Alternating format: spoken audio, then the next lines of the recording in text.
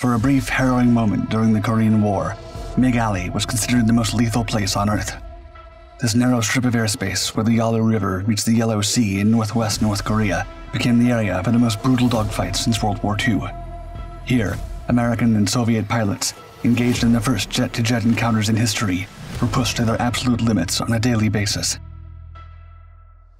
These were not just any pilots. Battle-hardened Soviet aces from World War II, posing as Korean or Chinese pilots, joined the fray, transforming the skies into a chaotic and volatile battlefield.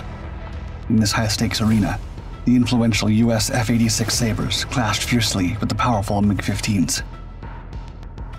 One of the American rising stars who dared enter this treacherous airspace was Cecil G. Foster, a World War II veteran with the pinnacle of his career yet to come. On September 26, 1952, Foster, his wingman, and their flight leader, Captain Bart, spotted two MiGs flying below them. Instantly, the American pilots dropped their tanks and dove aggressively. Foster locked on to the MiG flight leader, who was making a hard left turn. The jets entered a scissors maneuver, slicing across each other's paths. Foster squeezed the trigger for a 1-second burst from the Sabre's 650 caliber machine guns. His tracer bullet seemed to fly in slow motion, narrowly missing the lead warplane, but striking the wingman behind it. Then, in a shocking turn of events, the lead MiG exploded violently into a bright and black ball of fire.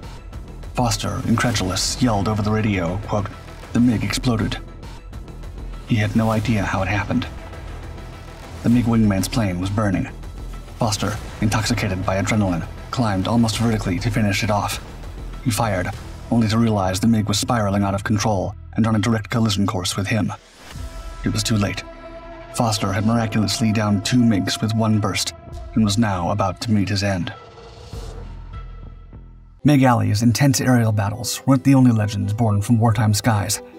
The X4009 collection by Wreck Watches pays homage to another heroic tale, featuring 4 distinct watch models crafted with aluminum from the iconic Mark 1A Spitfire X4009. This aircraft, piloted by Australian ace Patterson Clarence Hughes during the Battle of Britain, achieved 17 victories before being shot down on September 7, 1940. Now, the Hunter Fighter Collection in Australia is restoring this historic Spitfire to its former glory. Each X4009 watch incorporates a piece of the original fuselage as its 6 o'clock subdial, ensuring every timepiece is visually unique. Inspired by the Dirty Dozen watches and the X4009's design, these limited edition watches feature bold Arabic numerals, strong lume, and subtle nods to aviation history.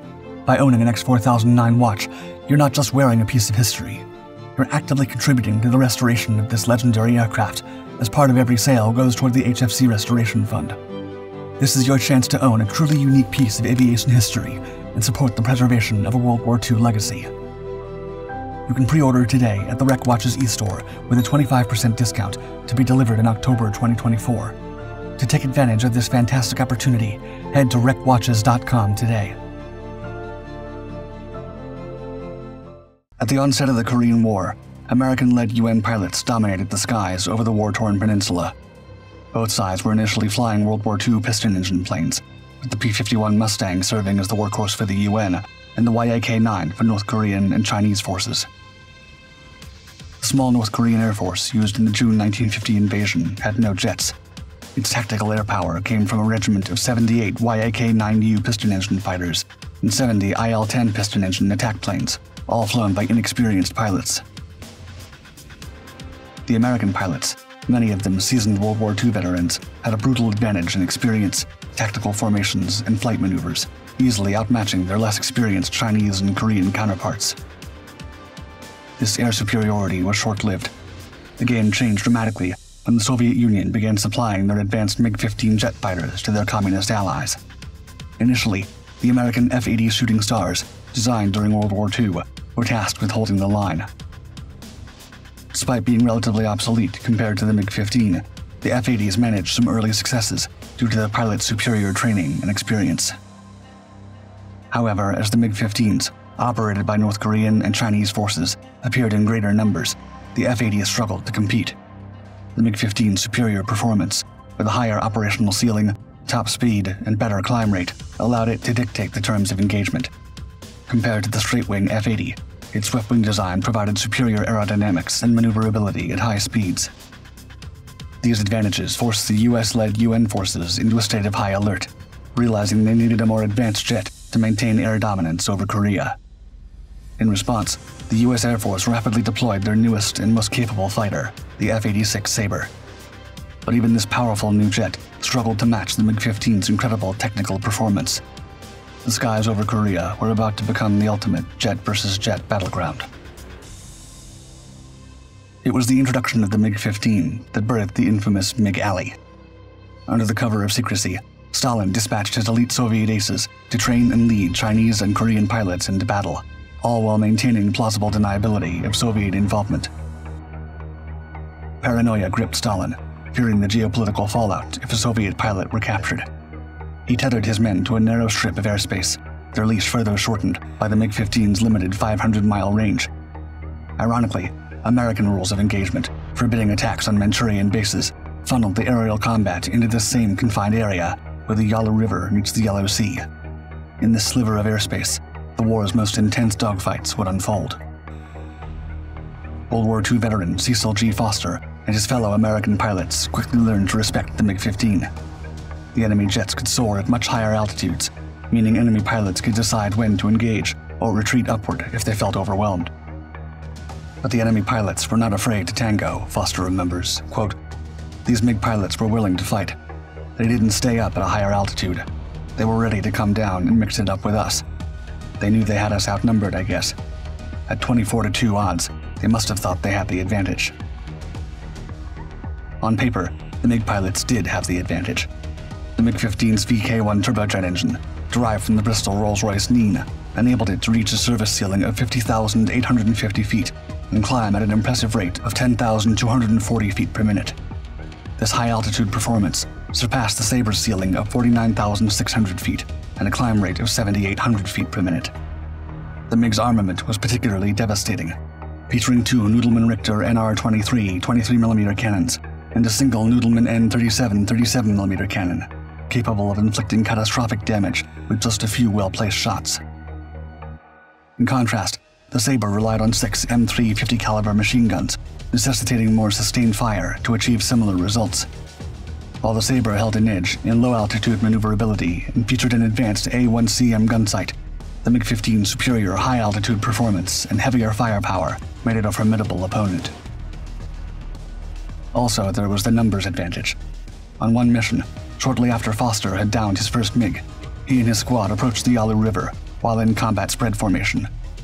Suddenly, a lone MiG screamed between Major Beckham and Foster, the closer rate nearing Mach 2.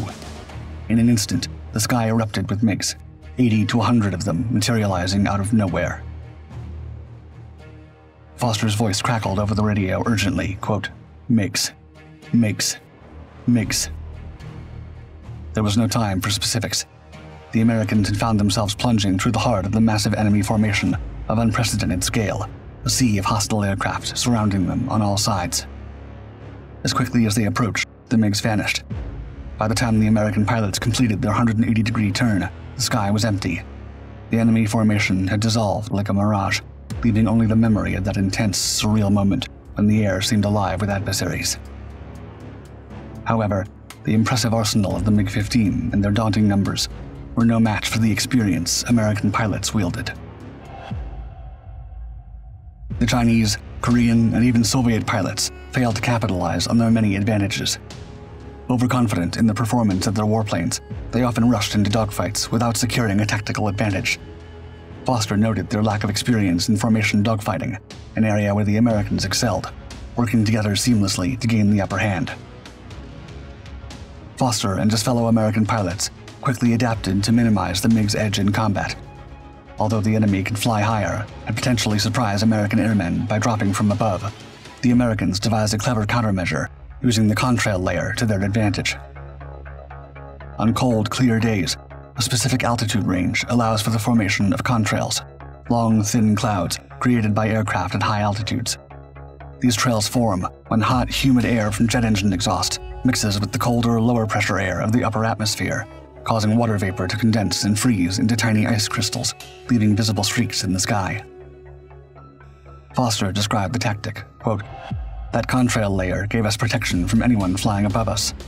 Any aircraft coming down from above would create contrails, and we'd be able to pick them up visually, so they couldn't sneak in on us unseen.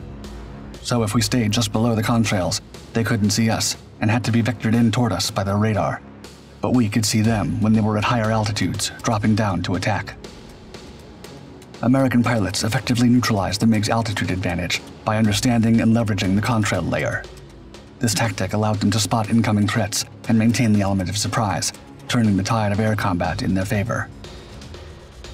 Also, while the MiG had a definite advantage in firepower, the Sabres were much more accurate. F-86 Sabres A1C radar-ranging gun sights incorporated a radar that measured the distance to the target, enabling precise computation of the correct aiming point. As a result, American pilots could place their shots with extraordinary accuracy on the rapidly maneuvering MiGs, increasing the likelihood of hitting critical parts of the enemy aircraft. On top of the Sabres' incredible maneuverability and the American pilots' experience, this cutting-edge technology ended up completely negating the advantages of the MiG-15 in dogfights. The ingenuity and adaptability of the American pilots transformed what should have been a clear victory for the communist forces and their innumerable MiGs into what some pilots described as, quote, a fight which had not been so lopsided since the Great Marianas Turkey Shoot. This scenario allowed for the rise of dozens of American aces who would become legends in the skies of MiG Alley.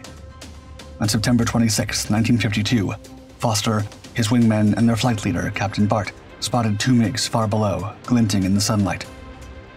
Foster's heart raced as he and his wingmen instantly jettisoned their fuel tanks, hearing the metallic clunk as they detached. They dove, the G-forces pressing them into their seats, engines screaming as they closed the gap. Foster's jaw clenched as he locked on to the lead MiG, now banking hard left, its swept wings cutting through the air. The jets weaved and sliced across each other's paths. Foster squeezed the trigger, feeling the Sabre shudder as a 1-second burst erupted from its 650 caliber guns. The air filled with the acrid smell of cordite. Tracers sliced through the sky, missing the lead MiG by mere inches, but finding their mark on its wingman. Metal tore and sparks flew. In a heartbeat, the unthinkable happened. The lead MiG, which had not been touched, detonated, transforming instantly into a blinding fireball. The shockwave rattled Foster's cockpit. Eyes wide with disbelief, he shouted into his oxygen mask, voice crackling over the radio, quote, the MiG exploded. The second MiG trailed thick black smoke, leaving a smear across the sky. Foster climbed sharply, the horizon tilting crazily in his canopy. He gritted his teeth, determined to finish the job. He fired again, the muzzle flashes reflecting off his cockpit glass. Then, with horror, he realized his mistake. The bursting MiG wasn't running. It was falling, spiraling out of control directly towards him. The distance closed rapidly, the enemy plane growing larger by the second in his windscreen.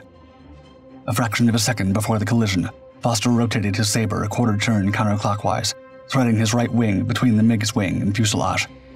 With a drastic pull-up and a hard turn back, he stabilized his warplane, just in time to see the pilot of the MiG bailing out. Foster was in shock. He had no idea how the lead MiG had exploded. As it turns out, Foster's squadron had received several new F-86s prior to the mission. The Sabre he flew, aircraft number 868, had passed its acceptance check only the night before, but there was no time to bore sight its guns. Tracers were placed in only 2 of the 6 guns. Later inspection revealed that the guns without tracers were firing considerably to the left of the aim point. The bullets from these guns had struck the lead MiG, causing it to explode. Foster had destroyed 2 MiGs with a single burst of fire and had narrowly escaped with his life. Despite the massive American advantage in MiG Alley, underestimating the MiG was a grave mistake, a lesson Foster had to learn the hard way. On his next mission, Foster came even closer to meeting his end than at any other time during his service in Korea. Patrolling the Yalu at 35,000 feet with his wingman, Major Lawmeyer, Foster spotted 4 MiGs heading back across the river. Overconfident, he thought to himself he could possibly achieve a 4th and even a 5th victory. Foster rolled into a steep dive, accelerating through Mach 1 without a tremor. He leveled out at 2,500 feet, rapidly closing on the trailing MiG. Just as he prepared to fire, he noticed the element leader break left. As Foster focused on his target, MiGs 1 and 2 swung around towards him, while the third maneuvered behind. They had used the 4th MiG as bait, willing to sacrifice it to claim Foster. Recognizing the danger, Foster broke hard right, directly into the first two MiGs. The lead MiG fired, its shell streaking past Foster's nose. The second MiG, however, brought its guns to bear. At 1,000 feet, Foster found himself staring down the enemy's gun barrels as they blazed away. At that moment, he was certain his plane would be shredded, forcing him to bail out over hostile territory. Incredibly, not a single round found its mark, missing his left wing and fuselage by mere inches. As they flashed past each other, Foster pushed his aircraft to its limits, fleeing south at full power. Checking his 6, he saw the MiGs had broken off pursuit. After rejoining with his wingman, they headed for home. The harrowing experience left Foster shaken, deciding that padding his victory tally wasn't worth the risk. By sheer luck, he lived to tell the tale. His victories would come, and he would become an ace, accumulating 9 wins, which placed him 12th on a list of 38 American aces who earned their status in the infamous MiG Alley. By the war's conclusion, the F-86 Sabre had amassed an impressive combat record, claiming at least 792 enemy aircraft, while losing only 78 of its own in air-to-air engagements, a remarkable 10-to-1 ratio. The region known as MiG Alley became notorious as the most perilous airspace for Soviet-built MiG fighters. One American pilot vividly described the aerial dominance, quipping, quote, "It was raining MiGs." MiG Alley became an almost mythical place where jets clashed, legends were born, and danger lurked in every contrail. Foster and his fellow pilots danced with fate daily, their courage and skill turning a certain defeat into a stunning victory, and leaving an indelible mark on history, written in fire across Korean skies. Thank you to Rec Watches for sponsoring today's video. Honor the heroes of military aviation with the X4009 collection. Remember, there's a 25% discount when you pre-order at recwatches.com. Get your hands on a true piece of history.